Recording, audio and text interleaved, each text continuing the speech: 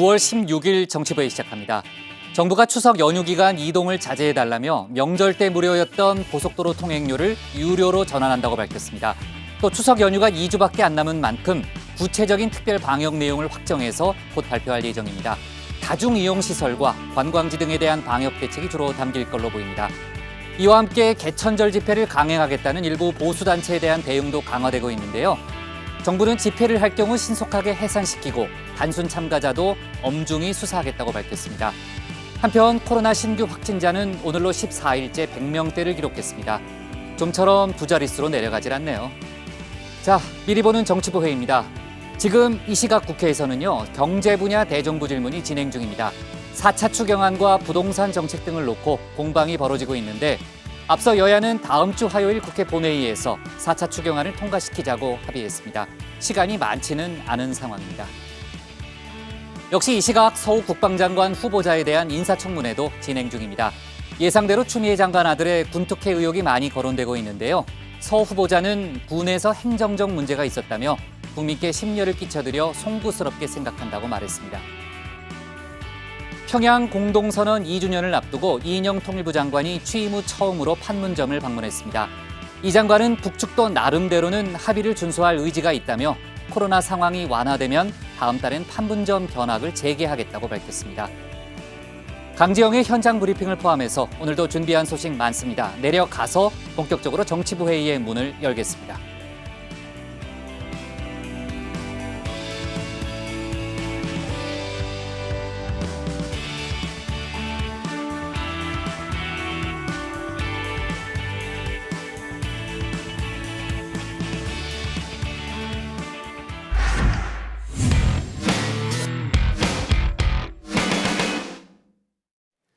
국내 코로나 신규 확진자 오늘로 113명입니다. 이 중 국내에서 발생한 지역 감염은 105명이죠.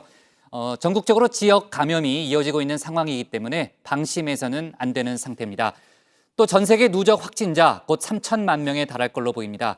전문가들은 추위가 오는 늦가을부터 확산세가 다시 거세질 거란 전망을 내놓고 있습니다. 관련 소식을 신혜원 반장이 정리해봤습니다. 네, 코로나로 인해 달라진 일상을 짚어보는 코너 뉴노멀 라이프입니다. 자, 요새 강원도나 제주도를 가면 휴가 온 회사 사람들을 다 만난다라는 우스갯소리가 있는데요. 코로나로 하늘길이 막히면서 해외 대신 국내로 발길을 돌린 탓입니다.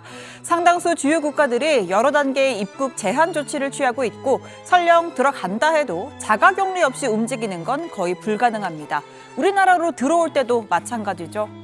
자, 지난 1월 20일 중국 우한에서 들어온 35살 중국인 여성이 국내 1번 확진자로 판정됐습니다. 이후에 우한발 전파가 늘면서 같은 달 23일 국토부는 대한항공의 우한행 노선을 전면 금지했습니다. 이른바 항공 셧다운의 시작이었는데요. 자, 오늘 아침 인천공항에서 우한행 승객들이 출국 수속을 밟는 모습입니다. 8개월 만에 우한발 하늘길이 열린 겁니다.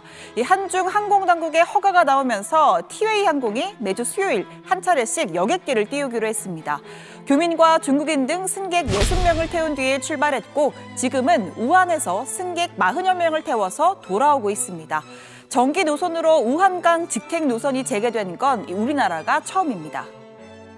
중국의 경우에는 코로나19의 발생 동향이 최근 매우 안정적이고 중국을 통한 국내 유입이 많지 않은 상황에서 이런 노선을 재개하는 것에 대해서는 질병청으로부터도 이견이 없었던 사안입니다. 중국 내 다른 지역의 하늘길도 곧 열립니다. 내일부터 인천에서 칭다오, 인천에서 샤먼 등을 잇는 전세기가 뜨고 아시아나항공은 24일부터 인천에서 하얼빈 노선을 재개합니다. 물론 조금 더 신중하면 좋겠다라는 목소리도 있는데요. 코로나 확진자가 0명이다. 코로나 종식을 선언한 중국 당국의 발표를 얼만큼 신뢰할 수 있느냐는 겁니다. 抗击新冠肺炎疫情斗争取得了重大战略成果，充分展现了中国共产党领导和我国社会主义制度的显著优势。 중국에서 국내로 들어오는 승객들은 입국 후 72시간 이내에 검사를 받고 또 14일간의 자가격리도 거쳐야 합니다. 미국도 중국에 대한 여행 정보를 최고 등급인 금지에서 한 단계 아래 재고로 낮췄는데요. 미 국무부는 중국은 학교를 비롯한 일상적 업무를 재개했고 진전 상황이 보고된 바 있다고 설명했습니다. 자, 말이 나온 김에 오늘은 전 세계 현황부터 좀 살펴보겠습니다. 누적 확진자 수가 3천만 명에 가까워졌습니다. 국제 통계 사이트 월드오미터에 따르면 누적 확진자 수는 2,971만 6천여 명, 그리고 사망자는 93만 8천여 명으로 집계됩니다. 특히 확진자 수 1, 2, 3위국과 미국과 브라질, 인도의 확진자 수가 하루에 수만 명씩 늘고 있는데요. 자, 그럼 유럽은 괜찮느냐? 그렇지가 않습니다. 최근 들어 일주일 사이에 5만 명이 넘는 확진자가 나오는 등 다시 급증하는 추세입니다. 이 때문에 중국발 1차 파도, 전 세계 2차 파도에 이어서 가을, 겨울철 세 번째 파도가 등장할 거란 관측까지 나오는데요. We're by no means out of the woods. If we do not keep transmission in check, more people will lose their lives. And there is the real risk of reintroducing so-called lockdown measures that have been so costly. 이 코로나는 폐렴과 비슷한 계절적 패턴을 갖고 전체 인구의 90%가 사는 북반구의 겨울이 오면 급격히 확산될 거란 우려입니다. 미국 워싱턴 대학교 보건계량평가연구소는 최근 올 연말까지의 누적 사망자 수를 예측하는 웹사이트를 개설했습니다.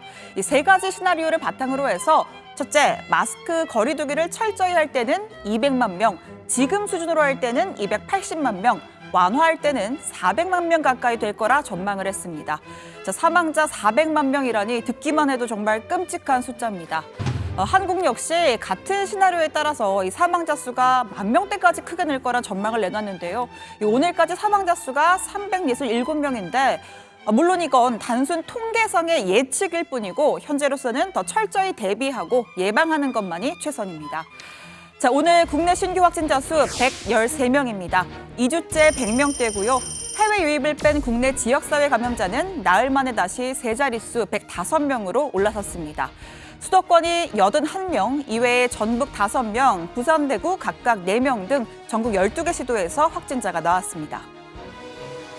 소규모 집단 감염이라는 지뢰와 조용한 전파자라는 복병이 우리 주변에 도사리고 있어 결코 안심하기에는 이른 상황입니다. 진행 양상을 보면 100년 전 전 세계를 공포로 몰아넣었던 스페인 독감을 연상케 합니다. 당시 유일한 방어 수단은 바로 마스크였습니다. 현재 코로나19로부터 우리 자신을 스스로 지킬 수 있는 길은 마스크 착용 등 방역 수칙 준수뿐입니다.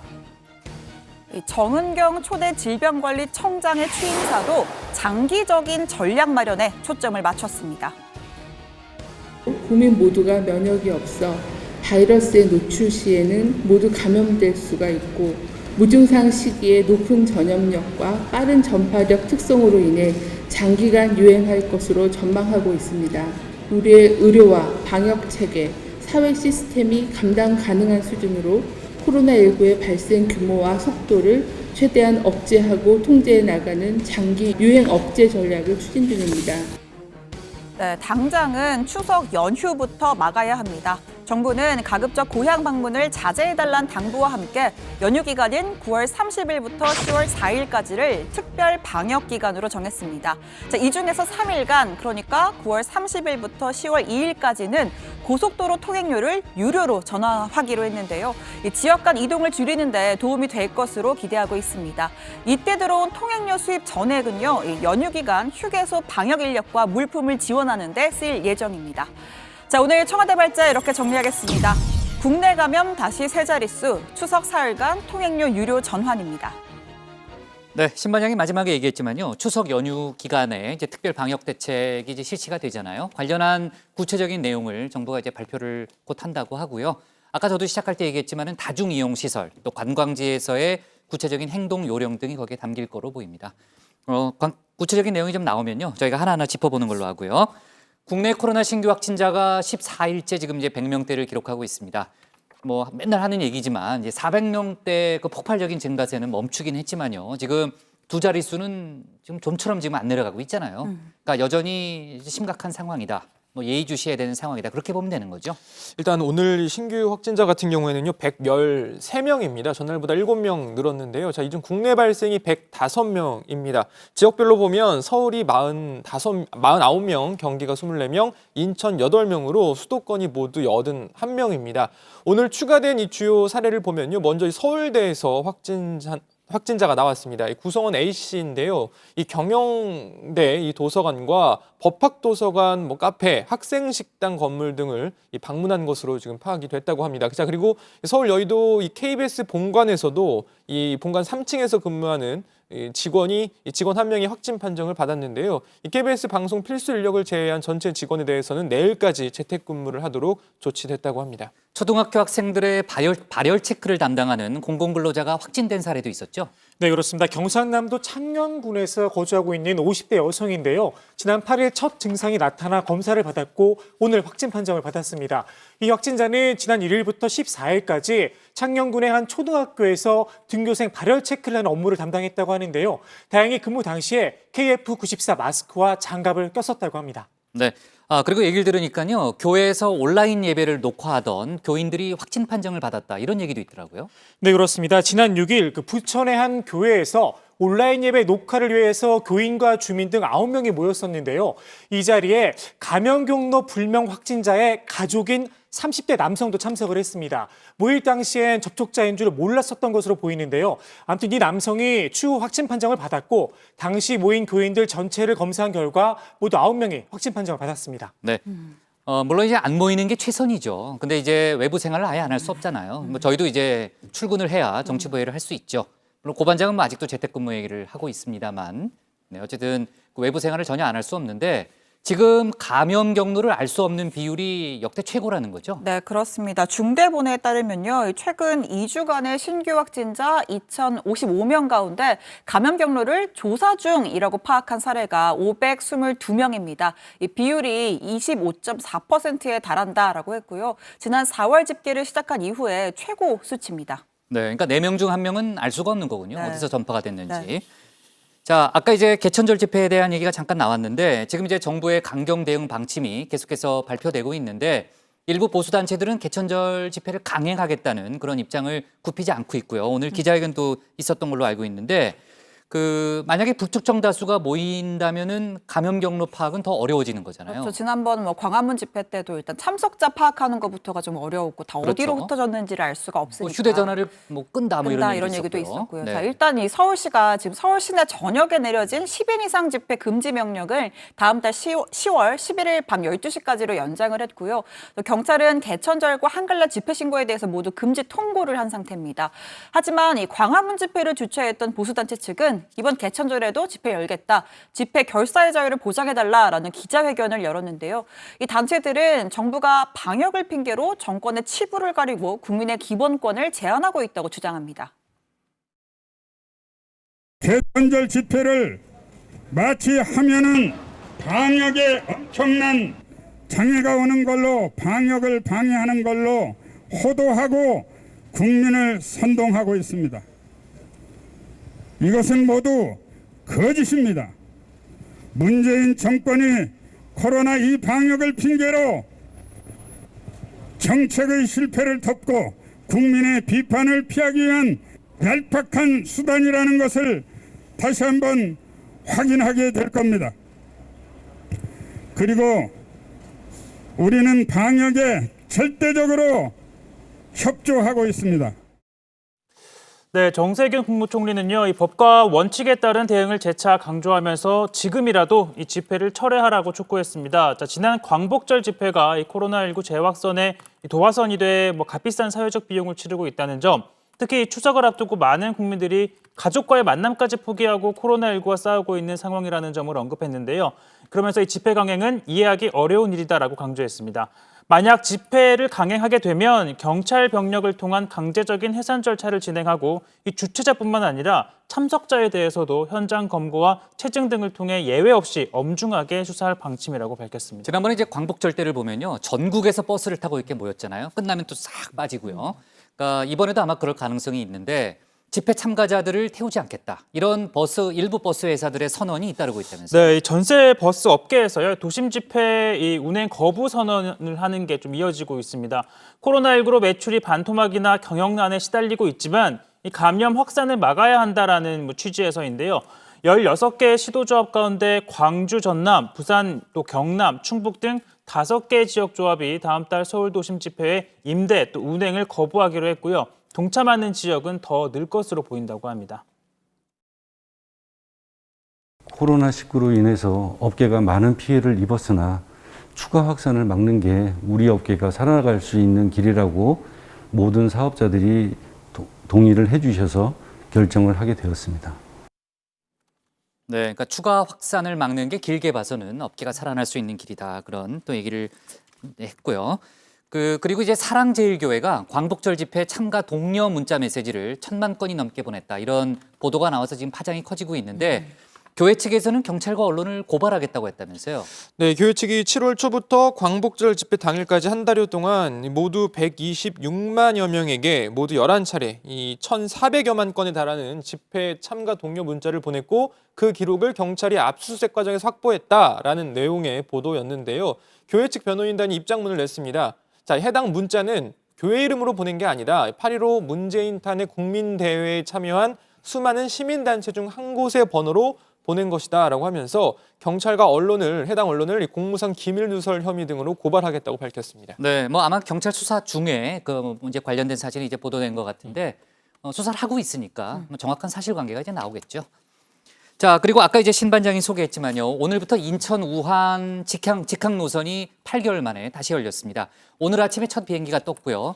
지금은 우한발 승객을 싣고 돌아오는 길이라면서요. 네, 그렇습니다. 오늘부터 티웨이 항공이 매주 수요일에 한 편씩 인천과 우한 사이에 직항 운행을 다시 시작을 했습니다. 한중 양국의 항공당국 허가에 따른 건데요. 중국이 본토 내 확진자 수가 발생하지 않았다며 사실상 코로나 종식을 선언했지만 우한에서 코로나가 시작됐다는 인식 때문에 시민들 불안이 여전히 큰 상황입니다. 우리 방역당국은 여러 가지 위험 요소를 종합적으로 판단해서 허가를 내줬다는 입장인데요. 향후 다른 외국의 항공편 운항 재개도 역시 과학적 근거에 기반을 해서 위험도 평가를 내 개통을 하겠다 이렇게 밝혔습니다. 물론 국민들께서 염려하시는 이러한 그 부분에 대해서 이해가 되고 또 이러한 부분에 대한 고려를 해야 된다라는 것도 저희들이 당연히 받아들여야 됩니다만 중국의 경우에는 코로나19의 발생 동향이 최근 매우 안정적이고 중국을 통한 국내 유입이 많지 않은 상황에서 이런 노선을 재개하는 것에 대해서는 질병청으로부터도 이견이 없었던 사안입니다. 앞서 얘기했지만 이제 고속도로 통행료 이제 이번 명절에는 유료로 전환하겠다는 방침을 정부가 밝혔죠. 지금 이제 정부 입장에서는 추석 연휴에 지금 이제 방역 대책을 어떻게 세울 것인가 거기에 집중하는 분위기인데요.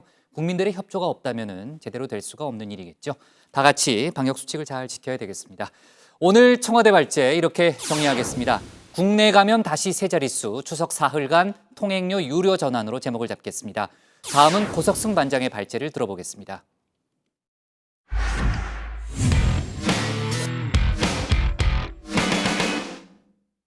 지금 국회에서는 대정부 질문이 진행 중입니다. 오늘은 경제 분야인데요. 정세균 총리와 홍남기 부총리, 김현미 장관 등이 참석한 가운데 정부의 부동산 정책과 4차 추경 예산안 등에 대한 질의가 이어지고 있습니다. 관련 내용을 고 반장 발제에서 자세히 짚어보겠습니다.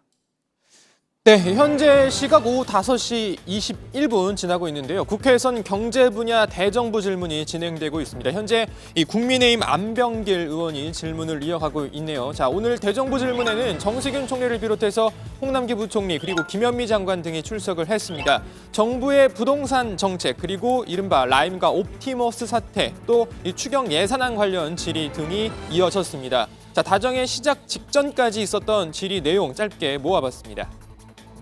장관님 710 부동산 대책과 84 부동산 대책 발표 이후 2달이 이제 지났는데요. 네네. 최근 부동산 시장 상황을 장관께서는 어떻게 보고 계십니까? 710과 84 대책을 하고 난 이후에 시장의 흐름에 약간의 변화들을 보이고 있습니다.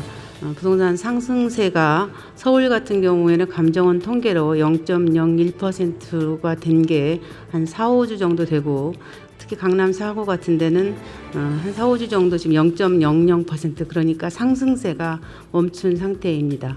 그 라임, 옵티머스로 이어지는 이 사모펀드 사태에 대해서 얼마나 심각하게 인식하고 계시는지 총리님 잠깐 말씀해 주실 수 있나요? 이제 펀드가 문제를 야기하고 국민들을 걱정을 끼쳐드리고 하는 점에 대해서 매우 유감스럽게 생각합니다. 그 OECD에서 지난 8월달에 2020 한국경제보고서 발표하지 않았습니까? 네네. 네, 그 좀 내용이 어땠었나요? 예, 지난 8월달에 OECD가 한국 경제 보고서를 내면서 한국 경제에 대해서만 전망치를 이제 새로 냈습니다. 당초에 마이너스 1.2%로 전망을 하다가 마이너스 0.8%로 좀 개선되는 걸로 상향 조정을 했고요. 네, 자 그리고 최저임금 관련 언급도 있었습니다. 이미자 의원은 최저임금 1만 원 약속을 이 문재인 대통령 임기 내에 지키지 못하는 것이냐 이렇게 물었습니다. 그러면 지금 대통령과 우리 문재인 정부에서는 최저임금 1만 원 약속을 임기 내에 못 지키시는 겁니까? 예, 사실상 어려울 것 같습니다. 우리 정부는 대통령의 이 공약을 지키기 위해서 노력을 했는데 작년, 올 두 번에 걸쳐서 사실은 낮은 한 자릿수로 인상을 하다 보니까 공약을 지키기가 어렵게 되어서 국민께 송구합니다. 문재인 정부 재임 시절에는 최저임금 1만 원 약속 못 지킨다. 여기에 대해서 사과 한번 하십시오. 예, 좀 이른 것 같습니다. 앞으로도 두 번의 기회가 남아 있기 때문에 지금은 조금 좀 이른 것 같고요. 만약에 이제 지키지 못하는 것이 확정이 되면 그때는 유감을 표할 수 있을 것 같습니다만. 최저임금 인상은 여기서 멈추시고 EITC 가지고 보완해서 근로장려 세제로 돌려주면 많은 효과는 충분히 나온다. 우리 정부는 EITC에 매우 적극적입니다. 네, 다음 소식입니다. 자, 그리고 어제 국회가 이번 4차 추경 예산안 처리 일정에 막판 합의를 했습니다. 4차 추경과 관련해서는 이번 주 금요일 18일 오전 10시부터 예산결산특별위원회 전체 회의를 열어서 제안 설명과 함께 종합정책질의를 총리 등 국무위원들을 출석시킨 가운데 종일 진행하기로 하였습니다. 추경 심사로 보면은 촉박한 일정입니다. 그렇지만은 여야가 함께 하나하나 꼼꼼히 짚어본 뒤에 최대한 가능하면은 이런 시간 내에 마무리할 수 있도록 조금 전과 같은 그런 일정에 합의를 했다 이런 말씀을 드립니다. 네, 이 합의된 일정을 정리해 보면요. 일단 추경 예산안은 이미 지난주에 정부가 제출했죠. 자, 그리고 내일 모레 18일에 예결위 전체 회의를 열어 홍남기 부총리 등 또 국무위원들이 참석한 가운데 종합정책질의를 진행할 예정입니다. 자, 그리고 토요일과 일요일 주말 휴일 동안 자료 검토를 하고 다음 주 월요일 그러니까 21일에 예결위 추경심사소위원회를 열어서 세부 심사를 하게 됩니다. 마지막으로 예정대로라면 22일 화요일에 국회 본회의를 열고 예산안을 통과시키게 되는 겁니다.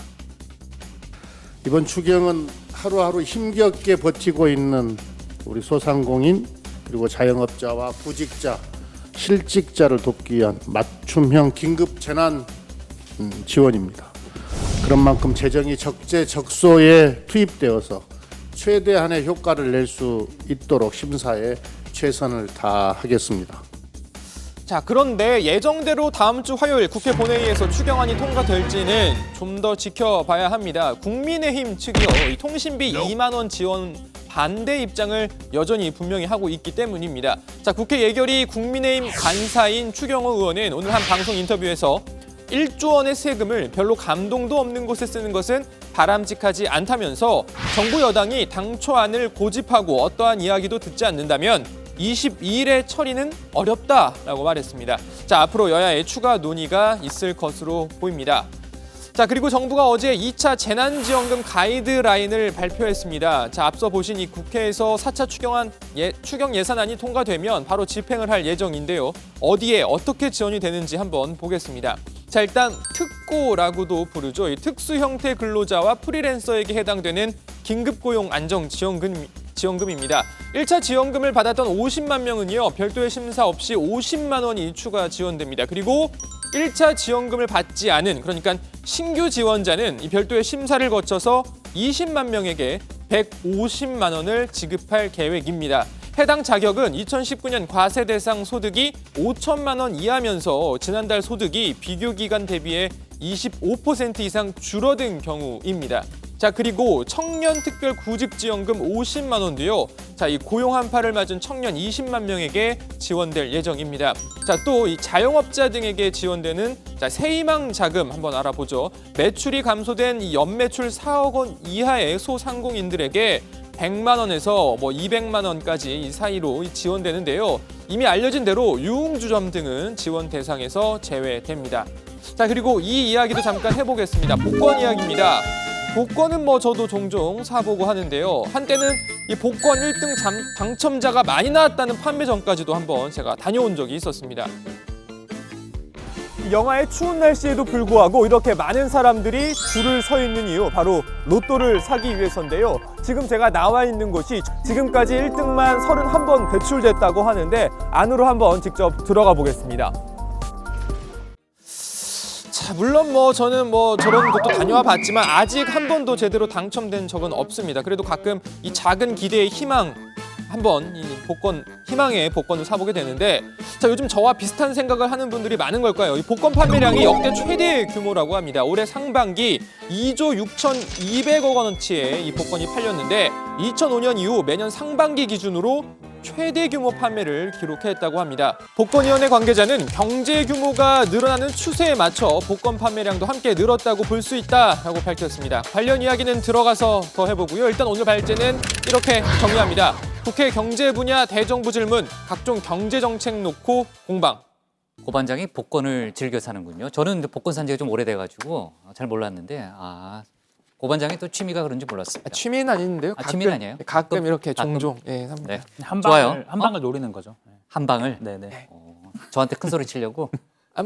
저는 회사 열심히 다닐 겁니다. 1등이 돼도. 알았어요. 네. 회사 열심히 다니겠습니다. 자, 아까 추경안 얘기만 조금 한 번만 더 정리하면요. 이제 저희 어제 정치부회의 끝난 다음에 여야가 다음 주 화요일 국회 본회의에서 4차 추경안을 통과시키기로 합의했다, 이런 속보가 나왔죠. 참 다행스러운 일인데, 아까 이제 고 반장이 얘기했던 대로 통신비를 놓고 지금 이제 이견차가 워낙 크기 때문에 좀 시간이 별로 없잖아요. 순탄하게 흘러갈지는 좀 지켜봐야 되는 거고, 어제 이제 조 반장이 발제한 대로 지금 민주당에서는 그 통신비 부분하고 또 지금 국민의힘이 주장하고 있는 전국민 무료 백신, 독감 무료 백신 부분을 함께 추경안에 포함시키는 방안을 일단 검토 중인 것으로 알려지고 있습니다. 근데 오늘 아까 제가 보니까요, 열린민주당의 최강욱 대표도 그 통신비 2만 원 지원이 효과가 없다, 이렇게 지금 이제 반발하고 있어요. 그러니까 지금 민주당을 뺀 그 모든 야당이 다 반대하는 상황이어서 앞으로 이제 상임위에서의 논의를 좀 지켜봐야 되는 그런 분위기입니다.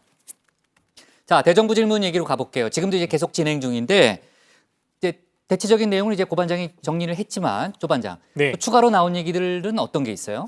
일단 부동산 문제 관련해서 김현미 국토교통부 장관이 정부의 부동산 대책으로 부동산 상승세가 멈췄다, 이런 진단을 내놨습니다. 그리고 민주당 김경훈 의원이 이명박 정부와 박근혜 정부에서 종합부동산세를 무력화했는데 보유세율을 어느 정도 올리면서 갔다면 오늘날 투기와 부동산 폭등을 막지 않았겠느냐, 이렇게 묻자 김현미 장관은 종부세가 많이 형해와, 그러니까 뼈대만 남았던 기간이 있었는데 만약 유지됐다면 투기 욕구가 많이 제어됐을 것이라고 본다, 이렇게 답하기도 했습니다. 네, 그리고 김현미 장관은요, 맞벌이 부부의 특별공급 청약 소득 요건을 완화하는 것도 검토하겠다, 이렇게 밝혔습니다. 김현미 장관은 맞벌이 부부는 소득 요건이 걸려서 특별공급 청약 신청 자격이 주어지지 않는 경우가 있다면서 맞벌이 부부의 소득 요건을 완화하는 방향으로 청약 제도를 정비할 계획이다라고 말했습니다. 자, 그리고 정세균 총리는요, 1가구 1주택 실수요자의 LTV 비율을 완화해야 한다는 여론이 많다라는 이 김교웅 민주당 의원의 지적에 1주택자, 특히 무주택자에 대해서는 이 금융, 세제 등 최선을 다해 지원을 하고 싶고 또 이 관련해서 고심을 할 수밖에 없지만 지금은 이 부동산 시장이 과열돼 있다고 봐야 하기 때문에 잘못된 시그널을 줘서는 안 된다라고 답했습니다. 그러니까 사실상 LTV 완화가 현재로서는 어렵다라는 뜻을 밝힌 겁니다. 심반장, 뉴딜 펀드 관련한 질의도 꽤 많이 나왔죠? 네, 그렇습니다. 국민의힘 유이동 의원이 좀 집중적으로 질의를 하더라고요. 자, 유 의원은 뉴딜 펀드가 국민의 혈세로 원금을 보장하는 형태로 짜인 거 아니냐라고 질문을 했는데, 자, 이에 대해서 홍남기 부총리는 뉴딜 펀드의 손실을 국민의 세금으로 메운다는 것은 잘못된 표현이다. 뉴딜 펀드는 기본적으로 민간 수장에 의한 금융 상품이다라고 답변했습니다. 그러면서 정책형 펀드의 경우 정부의 정책 자금이 들어가서 리스크를 줄여주겠다라는 의미이지 원금 손실을 보장한다는 것은 아니다라면서 손실 가능성에 대비해 정부가 정책 자금을 후순위로 커버를 해주는 리스크 저감으로 생각해달라라고 설명했습니다. 홍남기 부총리 얘기가 나왔으니까요. 그 얘기 좀 덧붙이면요. 홍 부총리가 오늘 페이스북에 그 글을 하나 올린 게 있는데 거기 보면은 100대 안전국가라는 걸 조사하는 모양이에요. 우리나라가 3위를 차지했다면서요? 네, 미국 이 포브스지의 보도 내용을 옮긴 건데요. 이 홍콩의 한 연구기관이 전 세계 250개국을 대상으로 코로나19와 관련된 경제, 정치, 보건, 의료의 안정성을 평가해 점수를 매긴 보고서를 말씀드린 것처럼 포브스지가 인용 보도를 한 겁니다. 그 내용을 홍남기 부총리가 페이스북에 올린 건데요. 자, 내용을 보니까 지난 6월 평가 때는 우리나라가 10위였는데 이번 9월 평가에서는 3위, 그러니까 7계단이 올라섰습니다. 자, 1위는 독일이었고요. 2위는 뉴질랜드였습니다. 그리고 우리나라 뒤로는 스위스, 일본, 호주, 중국, 오스트리아 순이었고요. 자, 홍 부총리는 전 국민적인 방역 노력과 함께 이 추경 등 민생 대책과 경제 회복 노력이 반영되면서 순위가 상승했다고 생각한다라고 밝혔습니다. 네. 어제 그 살기 좋은 나라 1위가 어디라고 그랬죠? 노르웨이라고 그랬죠? 예, 3년 연속 1위. 3년 연속 1위. 이건 우리보다 미치네요. 아, 그런가요? 아, 그렇죠. 예. 네, 아까 어디가 1위라고요? 독일 1위입니다. 독일이 1위? 네. 네. 아, 그렇죠. 우리나라가 이건 3위니까. 3위니까. 예, 그렇죠. 네. 제가 알았어요. 숫자가 누구나 알 수 있는 얘기 아니에요? 숫자가 헷갈려서 순간. 예. 그래요. 네. 죄송합니다. 복권 생각하고 있는 거 아니에요? 예, 자, 그 지역 화폐 얘기 조금 좀 해봐야 될 것 같은데 그 조반장, 네. 지역 화폐의 효과를 놓고 지금 상당히 치열한 논란이 붙었어요. 논쟁이 붙었어요. 네, 그러니까 처음 시작은 한국조세재정연구원의 관련 보고서였습니다. 조세원은 해당 보고서에서 특정 지역에서만 사용할 수 있는 지역화폐가 다양한 손실과 비용을 초래한다면서 경제적 효과를 상쇄하는 역효과를 낸다, 이런 분석이 나왔다 이렇게 밝혔습니다. 그러면서 보고서는 전국에서 사용할 수 있고 발행과 관리 비용도 보다 효율적인 온누리 상품권과 비교해서 지역화폐를 이용하는 것의 장점이 무엇인지에 대해서 고민이 필요하다, 이렇게 덧붙였는데요. 이를 두고 이재명 경기지사가 발끈한 겁니다. 이 지사는 자신의 페이스북에 조세원을 향해서 근거 없이 정부 정책을 때리는 얼빠진 국책연구기관이다, 이렇게 비판을 했습니다. 얼빠진 연구기관이라면 표현이 상당히 강하네요. 네, 그렇습니다. 자, 이재명 지사는요, 이 지역화폐의 장점을 강조를 하면서 현금이 아닌 지역화폐로 지급되는 복지 지출은 복지 혜택이 더해서 소상공인 매출 증대와 생산 유발이라는 다중 효과를 내고 거주 지역 내 사용을 강제해서 이 소비 집중 완화로 지방 경제의 효자 노릇을 하고 있다라고 말했습니다. 그러면서 정부가 채택해서 추진 중인 중요 정책에 대해 이재명의 정책이라는 이유로 근거 없이 비방하고 정치적 고려에 의한 것으로 추정되는 일방적 주장을 연구 결과라고 발표해 이 정부 정책을 폄훼하는 정부 연구기관이 아까운 국민 혈세를 낭비하는 현실이 실망스럽다면서 엄중 문책이 있어야 마땅하다라고 강조했습니다. 네, 이 지사는 또 이후에 추가로 글을 더 올려가지고 이 지역화폐의 장점을 설명하면서 또 조세원의 주장을 거듭 반박했습니다. 그러면서 엄정한 조사와 문책이 반드시 필요하다라고도 했는데요. 그리고 경기도사나 경기연구원까지 오늘 입장문을 내서 조세원의 보고서를 반박했습니다. 경기연구원은 조세원 보고서는 의도된 전제와 과장된 논리로 지역화폐에 대한 일반적으로 보편화된 상식들을 뒤엎고 있다. 결론을 전제하고 과정을 채우려다 보니 무리한 논리 전개와 과장이 따랐다라고 주장했습니다. 그러면서 경기연구원은 지역화폐가 본격적으로 사용된 시기가 2019년부터인데 2010년부터 2018년까지 전국 사업체 전수조사 자료를 이용한 것도 잘못이다라고 지적했습니다. 조세연, 그러니까 한국조세재정연구원 측의 추가 입장이 나온 게 있어요. 네, 보고서를 작성한 게 송영호 부연구위원인데요. 자, 송 부연구위원은 이 보고서의 의도에 대해서 이 소상공인 지원 정책 자체를 반대하자는 게 아니라 좀 더 효과적으로 도와줄 수 있는 방법을 보자는 것이다라고 설명했습니다.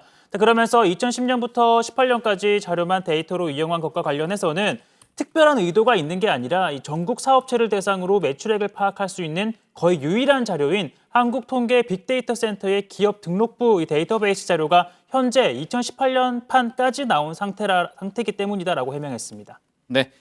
자, 경제 관련해서는 은행권이 신용대출 속도 조절에 나섰다는 그런 얘기들도 있는데요. 아무튼 대정부 질문이 지금 진행 중이잖아요. 네, 관련한 또 속보가 나오면요, 고 반장이 좀 짚어주기 바랍니다. 자, 오늘 기사 제목은 이렇게 정리하겠습니다. 국회 경제 분야 대정부 질문, 각종 경제 정책 놓고 공방으로 제목을 잡습니다. 다음은 조익신 반장의 발제를 들어보겠습니다.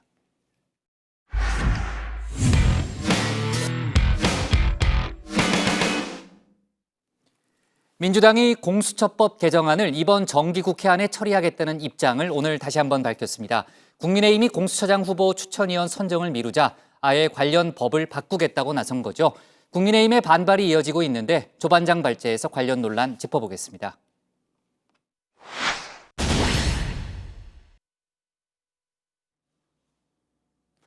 요즘 아들 문제로 논란의 중심에 섰죠. 추미애 법무부 장관입니다.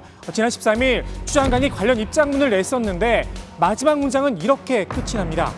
기필코 검찰개혁을 완성하겠습니다라고 말입니다.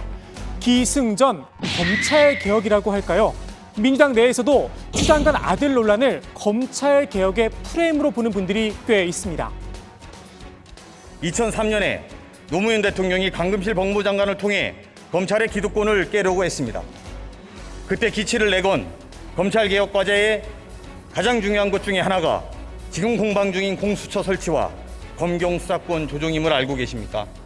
공교롭게도 17년 전과 똑같이 우리는 검찰개혁을 완수하려는 여성 법무부 장관과 이를 저항하려는 세력의 공격을 보고 있습니다. 검찰개혁을 진두지휘하는 현직 법무부 장관의 아들 문제가 아니라면 이렇게 확대 재생산될 일인지 의문입니다. 청와대는 생각의 결이 조금 다르긴 합니다. 약간의 거리를 뒀습니다.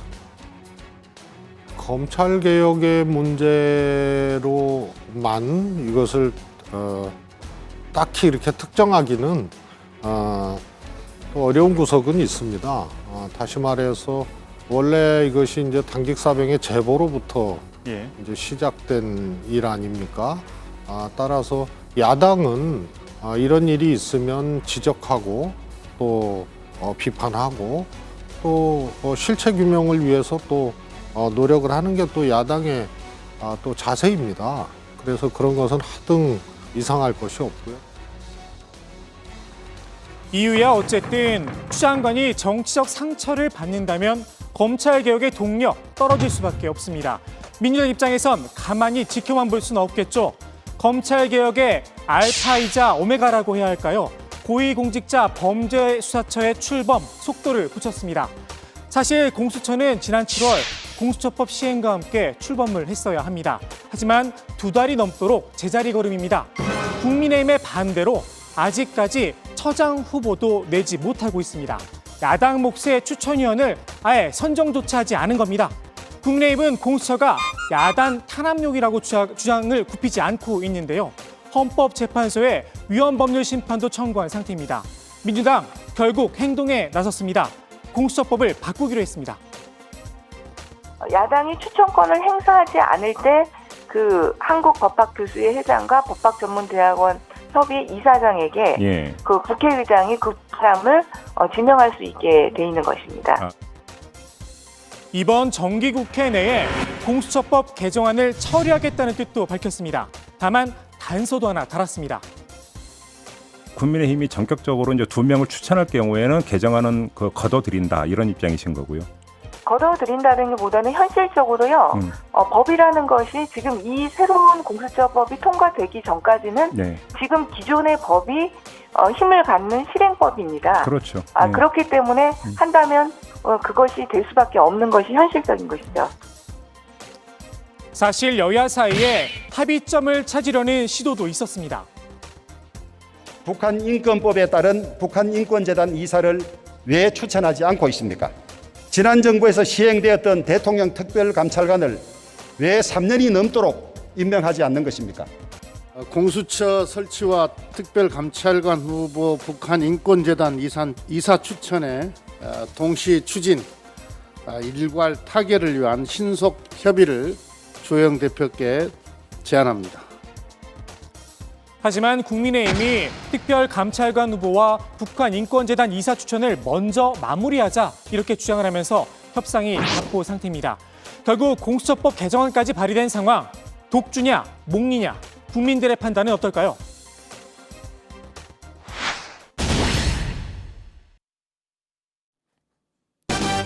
스가 요시히데 자민당 시민총재가 오늘 정식으로 일본의 제99대 총리직에 올랐습니다.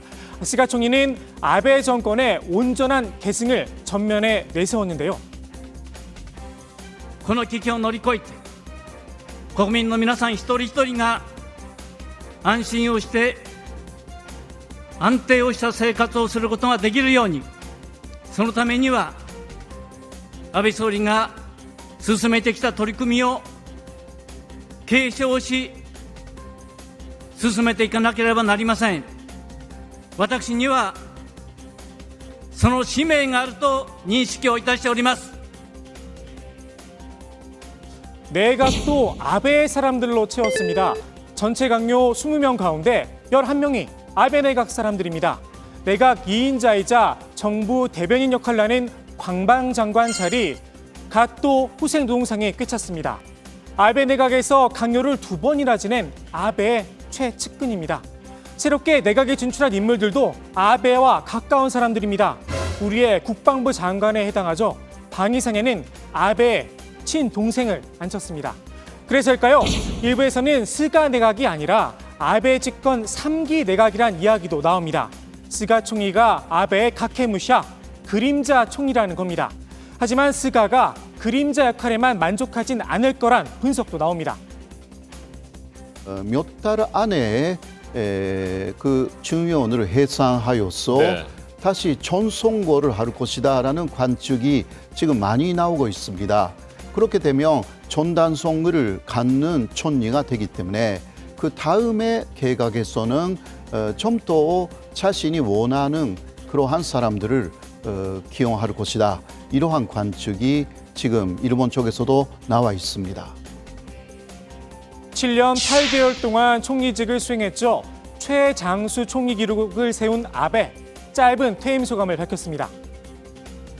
さまざまな課題に国民の皆様と共にチャレンジすることができたことは私の誇りとする。 아베는 한 명의 의원으로서 스가 정권을 지탱하고 싶다면서 총리 사퇴와 별개로 의원직은 그대로 유지하겠다는 뜻도 분명히 했습니다. 아베는 총리직에서 물러나며 각국 정상들과 전화로 작별 인사를 했다고 하는데요. 지지통신의 보도에 따르면 우리나라와 그리고 중국과는 정상통화를 하지 않았다고 합니다. 아베가 사임을 선언하자 청와대가 직접 아쉽다는 입장문까지 냈었는데 말입니다. 스가는 아베보다 좀 나을까요? G18로 불리죠. 이낙연 더불어민주당 대표가 스가 총리에게 축하 메시지를 보냈습니다. 새로운 내각의 출범을 계기로 일본의 국운이 상승하고 한일 관계도 개선되기를 바랍니다. 저는 작년 10월 도쿄에서 당시 관방장관이셨던 스가 총리와 비공개로 만나 한일 관계 개선을 위해 함께 노력하자는데 의견을 같이 한 일이 있습니다. 적절한 시기에 뵙고 싶다는 제 마음을 전합니다.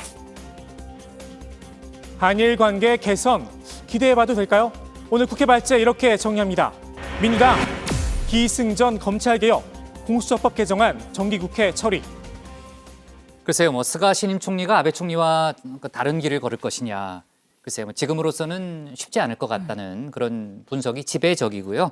조 반장이 이제 스가 신임 내각을 분석했지만 아베 전 총리가 사실상 상황으로서 영향력을 행사할 수 있는 그런 구조고요. 그리고 이제 스가 총리가 이제 계파가 없다 보니까, 그러니까 힘이 없다 보니까 지금 이제 그 여러 계파의 자리를 나눠주는 형식으로 인사가 됐어요. 그러니까 좀 약간 좀 누더기식으로 됐다. 뭐 이런 평가도 있고요. 그 보통 이제 스가 총리가 이제 임명장을 받으면 청와대에서 아마 그 입장 표명을 할 가능성이 있어 보이긴 하는데요. 속보가 나오면 저희가 다시 한번 얘기를 해보겠습니다. 자, 이번 주 토요일이 9.19 공동선언, 남북 공동선언 2주년이잖아요. 이인영 통일부 장관이 오늘 취임 후 첫 번째로 판문점을 방문했죠. 네, 이인영 통일부 장관이 9.19 평양 공동선언 2주년을 앞두고요. 판문점을 방문했습니다. 이 장관은 북측도 나름대로 합의를 준수하려는 의지가 있다 이렇게 평가를 했습니다. 또 이인영 장관은 코로나 상황이 완화된다면 10월부터라도 판문점 견학과 비무장지대 평화의 길을 신속하게 재개할 것이라면서 이 판문점에서 소규모 이산가족 상봉도 재이하게 되길 희망한다라고 말하기도 했습니다. 네. 자, 오늘 좀 다른 얘기인데 국민의힘 하태경 의원이 이인영 장관을 문책하라 이런 글을 올렸다면서요. 네, 그렇습니다. 하태경 의원은 문재인 대통령을 향해서 인권 대통령 포기를 선언하든 아니면 북한 인권조사를 중단한 이인영 장관을 문책하라 이렇게 글을 올렸습니다. 통일부가 14년 동안 발간해온 북한 인권 백서를 발간하지 않기로 했다는 게 그 이유였는데요. 앞서 통일부는 지난 3월 비영리 민간단체죠. 북한 인권정보센터가 20년 동안 진행해온 북한 인권 실태 조사도 중단을 시켰습니다. 북한 관련 얘기가 나왔으니까 이 얘기도 잠깐만 해볼게요. 북한 관영 매체가 오늘 우리 정부의 국방 예산 증액을 비판하는 논평을 냈다면서요? 네, 북한의 대외선전 매체 가운데 하나죠. 조선의 오늘입니다. 이 정세를 격화시키고 군비 경쟁을 부추기는 망동이라는 제목의 논평을 냈는데요.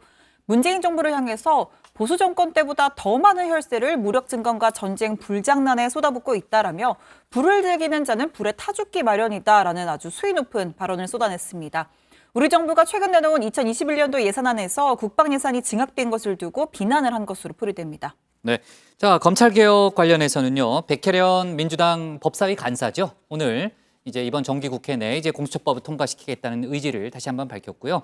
공수처법 개정안도 발의한 그런 상태인데 어제는 이재명 경기지사가 입장을 낸 게 있죠. 네, 이 지사는요. 이 개정안이 통과가 되면 야당의 협조 없이도 공수처장 후보 추천이 출범이 가능해질 것이다라면서 환영할 일이라는 입장을 밝혔습니다. 야당의 무조건적인 반대 국면에서 벗어나 이 촛불을 들었던 국민들의 수건인 공수처 설치를 조금이라도 앞당길 수 있는 대안으로 기대한다라고 했는데요. 자, 이에 대해서는 진중권 전 동양대 교수가 신랄한 비판을 쏟아냈습니다. 자, 진 전 교수는 이재명과 공수처의 조합은 상상 가능한 것 중 최악의 시나리오라며 한국판 두테르테가 될 것이다. 뭐 이렇게 날을 세웠습니다. 네. 필리핀 대통령 두테르테는 왜 어떻게 연결이 되는 건지 모르겠습니다만 아무튼 그런 얘기를 했고요.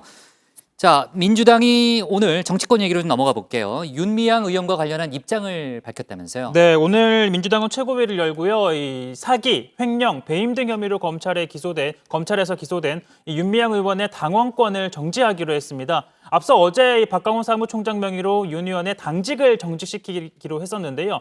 자, 최인호 수석 대변인은 윤미향 의원에 대한 검찰의 기소를 당으로서 송구스럽고 무겁게 받아들인다며 앞으로 당은 이 법원의 판단에 따라 조치를 취할 것이다라고 밝혔습니다. 네, 어제도 저희가 얘기했지만 윤미향 의원 본인도 앞으로 이제 법정에서 무죄를 다투겠다 뭐 이런 입장을 계속해서 내고 있고요. 오늘 민주당이 윤리감찰단을 출범시켰다는 거잖아요. 고 반장, 어떤 역할을 하는 거예요? 쉽게 말씀드리면요. 민주당 내에서 그러니까 뭐 아직 출범은 못했습니다만 그러니까 이 공수처 역할을 한다 이렇게 생각을 하면 좀 이해하기가 쉬울 것 같은데요. 이 국회의원과 지방자치단체장 등 이 민주당 소속의 선출직 공직자에 대한 감찰을 전담하는 민주당 대표 직속 기구입니다. 자, 민주당은 윤리감찰단장에 이 판사 출신이죠. 최기상 의원을 선임했습니다. 네. 감찰단 1호 조사 대상도 확정이 됐다는 거죠? 네, 그렇습니다. 이스타 항공 관련해서 뭐 지금 논란이 있는 이상직 의원, 예. 이상직 의원과 또 재산 신고 누락 의혹이 제기된 김홍걸 의원 등이 지금 조사 대상 1호가 됐습니다. 네, 그러니까 이상직 김홍걸 의원이 지금 이제 조사 대상에 포함이 됐는데 윤미향 의원은 빠졌네요. 자, 민주당은요, 이 수사기관인 검찰이 이미 기소 처분을 내린 만큼 당 차원의 조사가 실효성이 없다라고 설명을 했습니다. 최인호 수석 대변인은 만약 윤 의원이 기소되지 않았다면 당연히 이번 조사에 포함됐을 것이다라고 추가 설명했습니다. 네, 그러니까 이제 당의 차원의 문제는 아니고 이제 법원에서 논의될 문제다, 뭐 그런 얘기인 것 같고요. 자, 지금 이상직 의원이 이제 조사 대상에 포함됐다고 그랬잖아요. 네. 여러 가지 의혹이 동시다발적으로 터져나오고 있는데 오늘은 위장이혼 의혹까지 불거졌다면서요? 네, 이스타항공의 조종사 노조가 관련 의혹을 제기했습니다. 이상직 의원이 재산 은닉을 하기 위해서 위장 이혼을 하고 실제로는 혼인 관계를 지속하고 있다라는 주장인데요.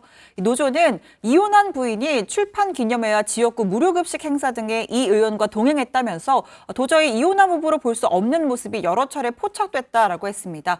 이상직 의원은 2000년대 초반에 이혼을 했습니다. 네, 그러니까 거의 20년 전에 이혼을 한 그런 상황인데 4.15 총선 당일 당선이 확정된 후에 이 의원과 함께 손을 들어올린 여성이 하나 있었잖아요. 사진에 많이 나왔는데 그 여성이 지금 이제 나오고 있습니다만 이상직 의원의 전 부인이다 이런 주장을 하고 있다는 거죠. 그러니까 이제 당선 인사를 하면서 이제 확정 때 이렇게 손을 번쩍 들어올리는 그 모습인데 지금 옆에 보시는 이 의원과 함께 손을 치켜들고 있는 저 여성이 이 의원과 이혼한 전 부인이라는 겁니다. 노조의 주장인 거죠? 네. 이에 대해서 이 의원 측은 선거나 출판 기념회 동행 등은 친구처럼 도와준 것으로 안다. 같이 살지는 않고 있는 것으로 안다라고 해명을 했습니다. 네.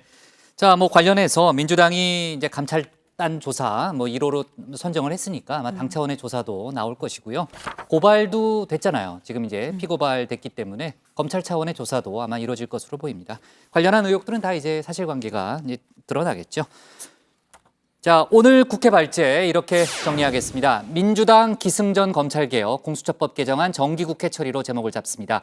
다음은 최종혁 반장의 발제를 들어보겠습니다.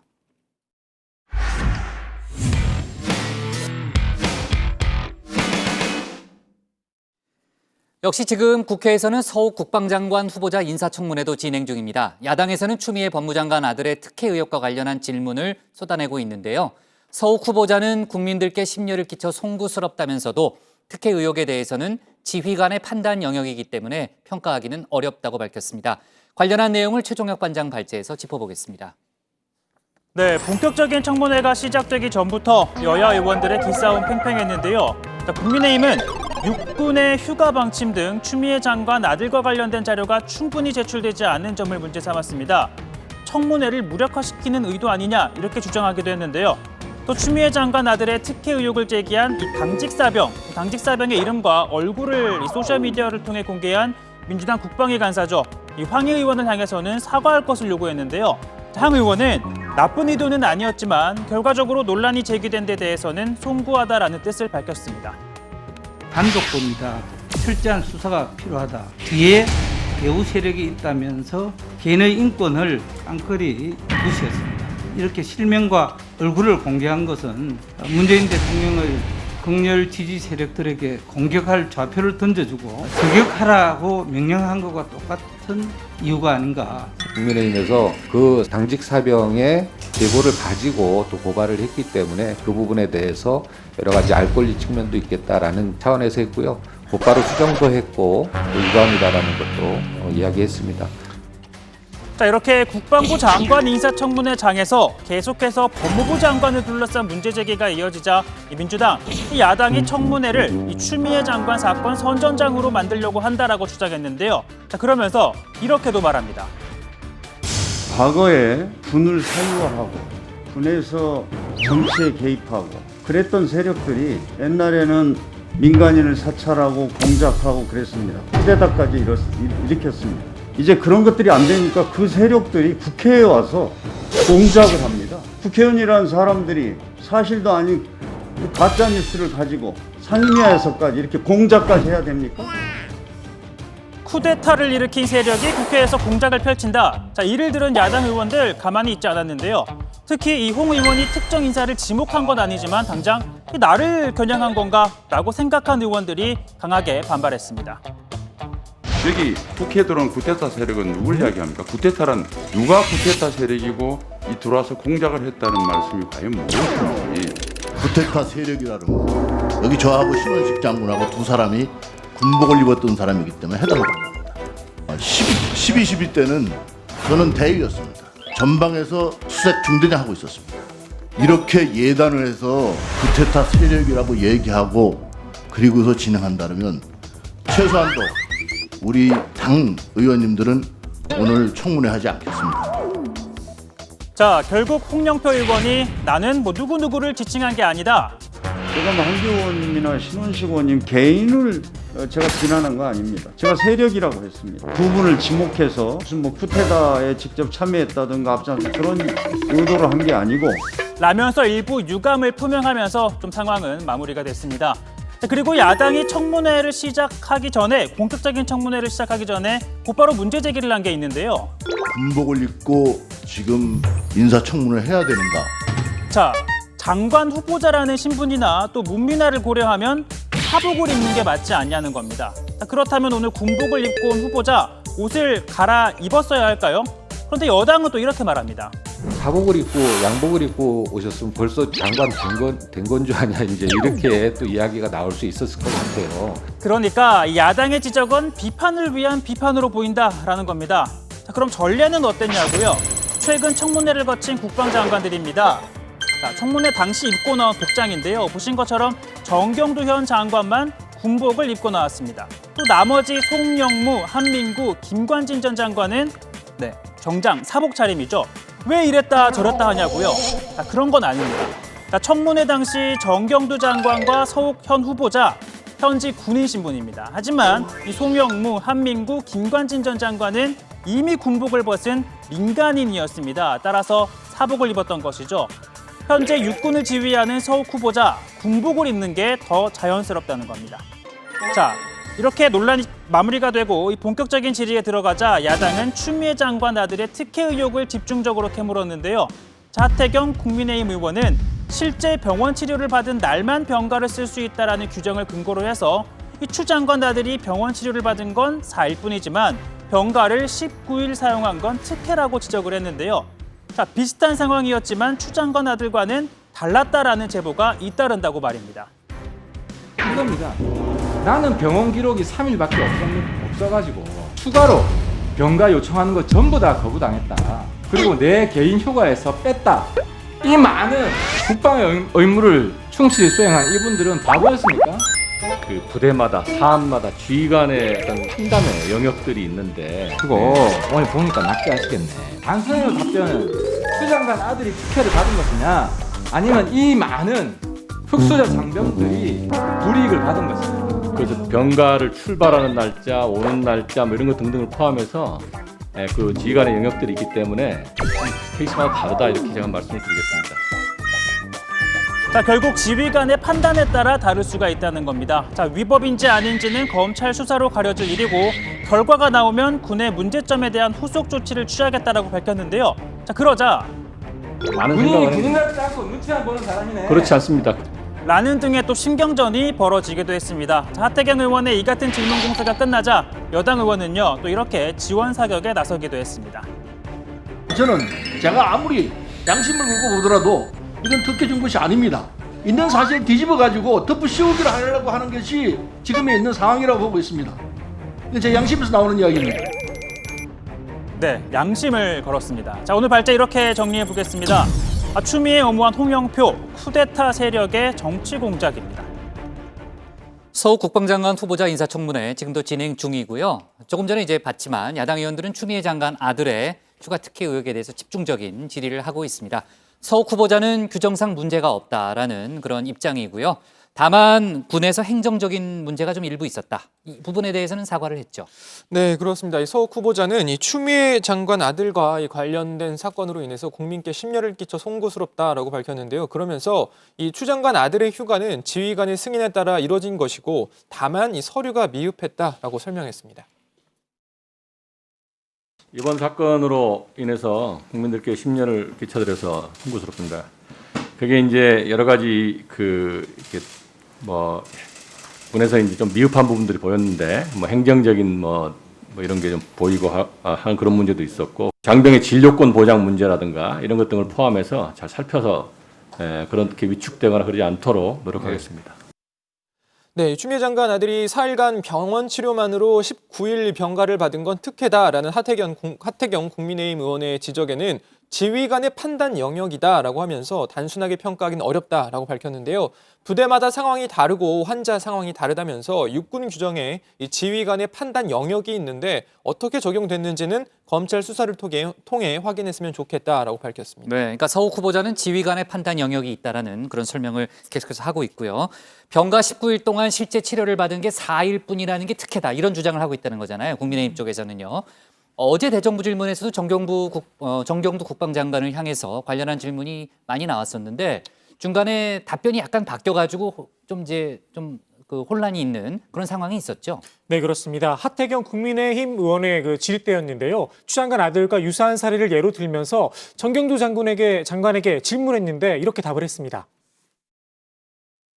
서일병은 4일 치료받고 19일 병가를 받았는데 이 친구는 딱 4일밖에 못 받았어요. 서일병하고 큰 차이가 없는데 이 친구도 차별받은 거 맞죠? 그 친구처럼 해야 되는 것이 맞는 절차라고 저는 알고 있습니다. 장관님 좀 중요한 말씀하셨는데 이 제보 청년이 타당하고 서일병은 잘못됐다 이 말씀을 하신 거죠 방금? 원래 규정은 그렇게 돼 있는 것으로 제가 이해하고 있습니다. 원래 규정이 그렇다고 답한 건 4일간 치료를 받고 병가 19일을 쓴 추 장관 아들은 규정에 어긋난다는 취지로 해석이 되는데요. 그러다 보니 정 장관이 규정을 위반한 것이 맞다고 인정했다는 언론 보도가 쏟아졌습니다. 하지만 이 여당원의 그 질문을 오해하고 잘못 답한 것 아니냐 해명할 수 있는 기회를 주겠다 이렇게 기회를 주자 이렇게 답을 했습니다. 흡사 시험 문제를 치는 듯해 보이는 여러 케이스를 주고받는 답변 과정에서 장관님이 오해를 하고 취지를 충분히 설명 못한 부분이 있는 것 같습니다. 제가 잘못 답변을 한 부분이 있는지는 모르겠는데 전체적으로 국방부의 기존 입장과 특별히 다른 그런 내용은 없다고 생각합니다. 서일병 휴가 규정에 근거한 문제 없는 거죠?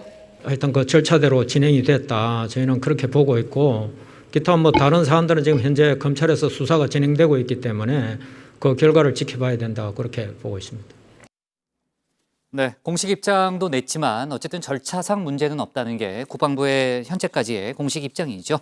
자, 오늘 서욱 후보자 인사청문회에서 야당 쪽에서는 그 휴가 연장 관련해서 국방부 민원실에 전화를 건 사람이 여성이었다 이런 주장을 했다면서요. 네, 추 장관 아들의 면담 기록에는 부모님이 민원을 넣었다라고 되어 있죠. 추 장관이 앞서 제가 전화한 사실은 없다. 남편이 전화를 한 거냐라는 물음에는 남편에게 물어볼 형편이 못 된다라고 답변을 했었습니다.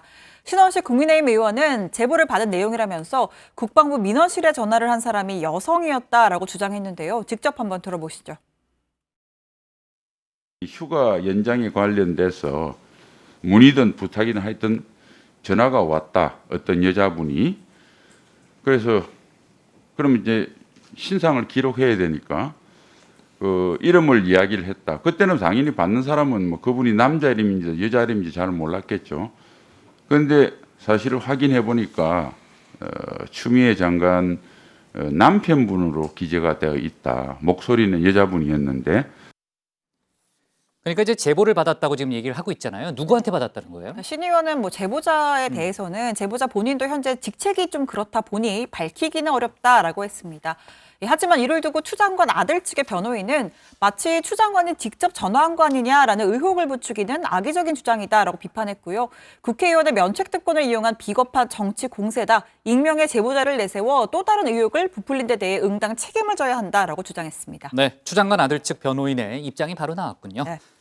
그 국방부 민원실 전화 내용에 대해서는요. 어제 검찰의 압수수색 과정에서 녹취 파일이 확보된 걸로 일단 보인다면서요. 네, 방금 신원식 의원이 여성의 목소리다라고 했던 바로 그 녹취 파일일 걸로 보이는데요. 네. 어제 서울 동부지검이 국방부와 육군본부 등을 압수수색을 했죠. 당연히 민원실 녹취 파일이 국방부 메인 서버에 남아있는 것으로 확인된 만큼 관련한 내용도 검찰이 확보를 했을 가능성이 큽니다. 정경두 장관도 검찰이 관련 자료를 가져갔을 것이다라고 밝히기도 했습니다.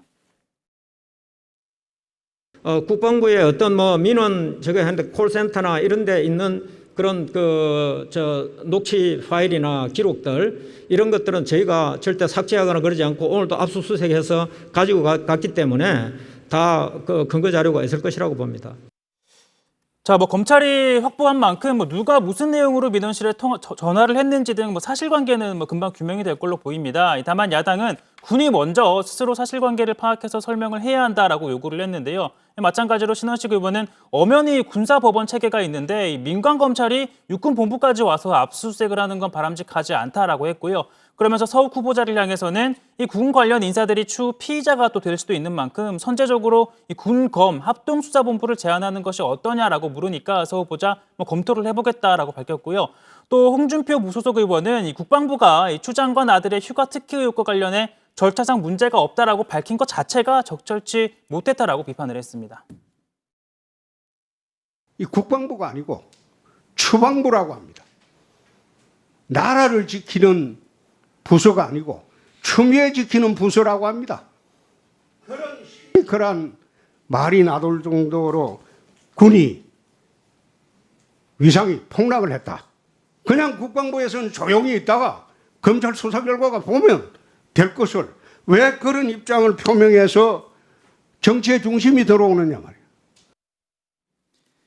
자, 지금 막 들어온 속보 하나부터 얘기를 하겠습니다. 앞서 저희가 얘기했죠. 스가 요시히데 자민당 신임 총재가 오늘 정식으로 일본의 새 총리가 됐잖아요.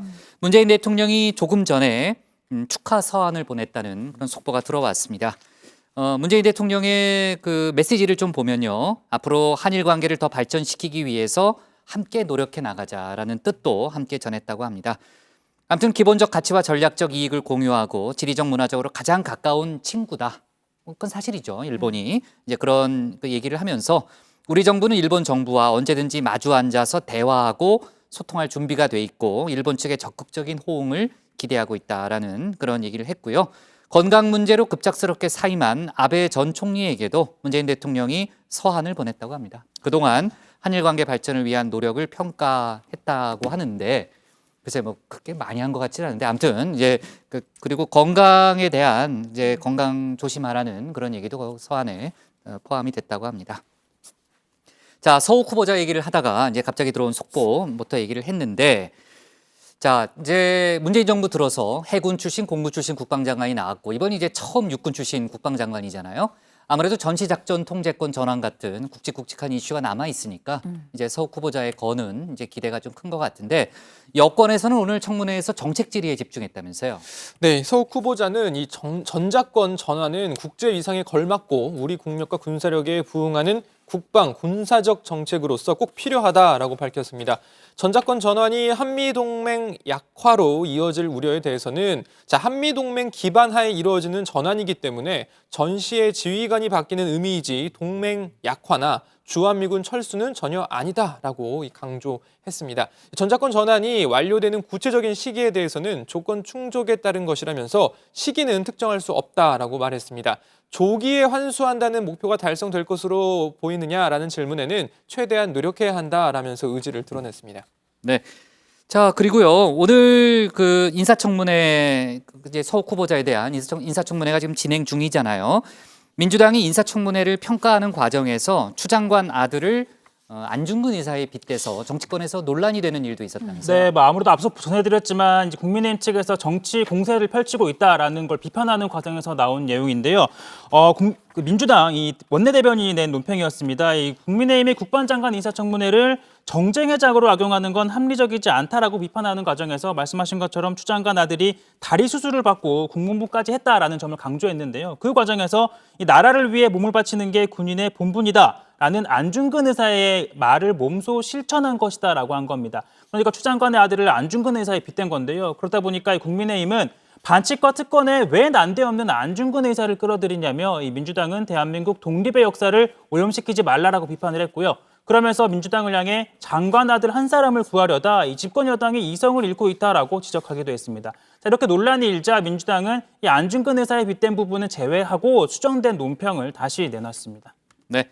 자, 그리고 아까 제가 언급하다가 넘어갔는데 지난번에 이제 친서 김정은 위원장과 이제 트럼프 대통령과의 오간 친서에서 김정은 위원장이 우리 군은 상대도 되지 않는다 이런 내용을 적었잖아요. 관련해서 이제는 서욱 후보자가 아무튼 말도 안 된다라는 얘기를 하면서 우리가 이제 초전에 상대를 무력화시킬 수 있는 전력을 갖고 있다. 이런 발언도 했다는 그런 내용도 추가로 얘기를 하고요. 오늘 기사 제목은 이렇게 정리하겠습니다.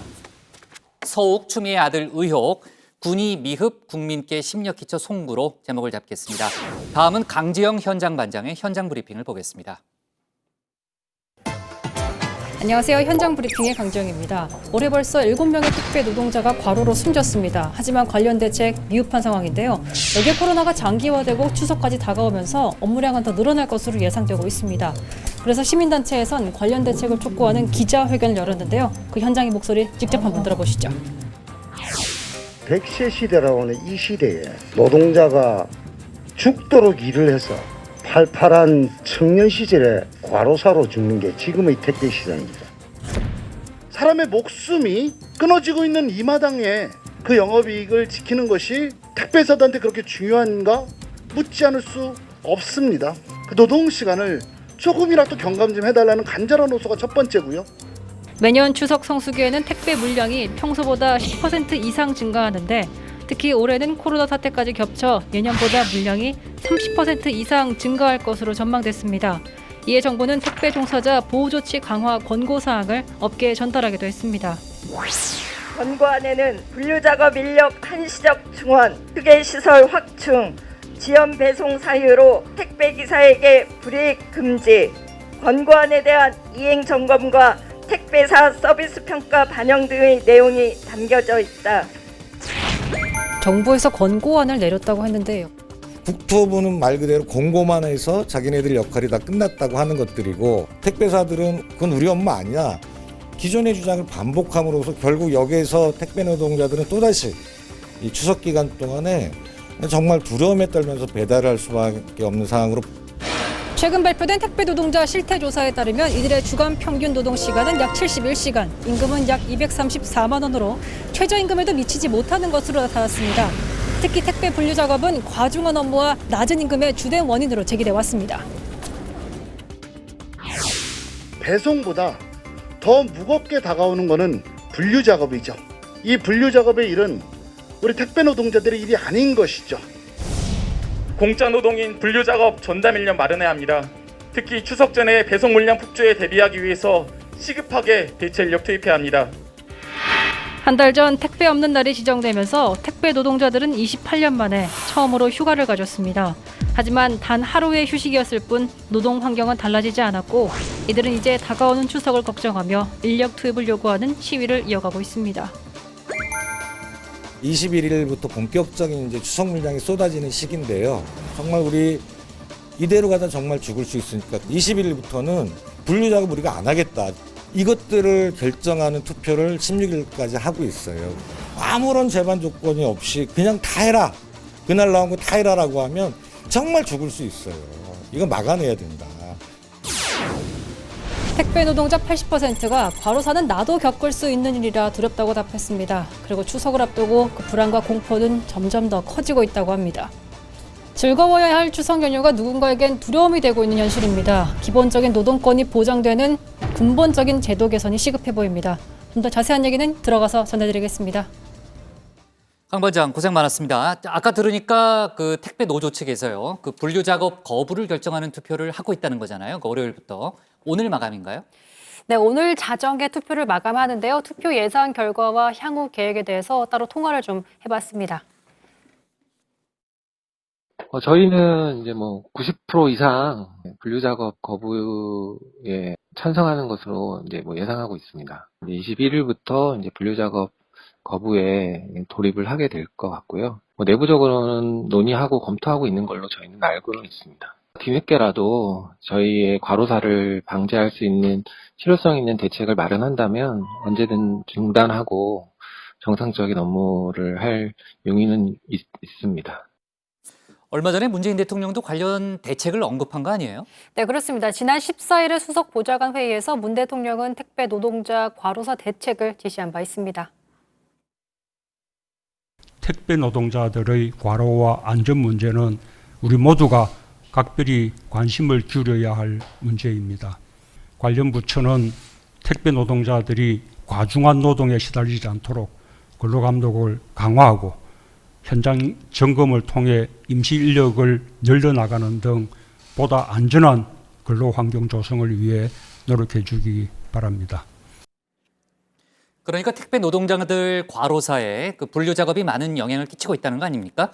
근본적인 해결책으로는 어떤 게 있다고 합니까? 그러니까 택배 노동자들은 근본적으로 생활 물류 서비스 산업 발전법을 제정해서 택배 배송과 분류를 구분하고 정당한 노동 가치가 인정돼야 한다고 주장하고 있는 건데요. 사실 이 법안은 더불어민주당의 박홍근 의원이 발의한 바 있습니다. 현재 내용을 보완을 하기 위해서 택배 노조와 택배사 등의 다양한 의견을 수집 중이고요. 9월 중에 수정 법안을 다시 발의할 예정이라고 합니다. 참고로 이 법안 20대 때도 발의가 됐었지만 국회 문턱을 넘지 못했고요. 이번에 통과될 수 있을지는 지켜봐야 될 것 같습니다. 네, 그러니까 정말 한시적인 권고로 그쳐서는 안 되고요. 정말 실질적인 제도 개선이 필요한 상황입니다.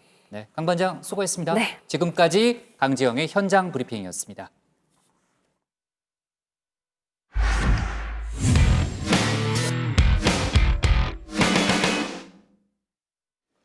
네, 오늘 저희가 고른 한 컷은 천안 가방학대 1심 징역 22년 선고, 살인죄 적용입니다. 9살 의붓아들을 여행용 가방에 가둬 숨지게 한 혐의를 받고 있는 새 엄마에게 오늘 징역 22년의 실형이 선고됐습니다. 1심 재판부는 피해자가 사망할 가능성을 충분히 예견할 수 있었다며 미필적 고의에 의한 살인을 인정했습니다. 피고인은 훈육 차원이었다며 살인 고의가 없었다고 끝까지 주장했지만 받아들여지지 않았습니다. 숨이 안 쉬어진다는 아이의 호소에 되려 가방 위에 올라가 뛰고 방치하고 우리 모두를 충격으로 몰아넣은 이 잔혹한 행위에 대해서 법적으로도 명백한 살인죄가 인정된 거죠. 정말 다시 생각해도 안타깝고 분노를 일으키는 사건입니다. 오늘 정치부에는 여기까지입니다. 저희는 내일 오후 5시에 다시 찾아뵙겠습니다. 네, 수고했습니다. 대정부 질문이 내일도 하는 거죠? 내일까지 하는 거죠? 네. 국회 상황은 좀 계속 최반장 어디 갔어요? 갔나? 최반장 간 거 같아요. 집에 갔습니다. 집에 갔어요? 네. 네.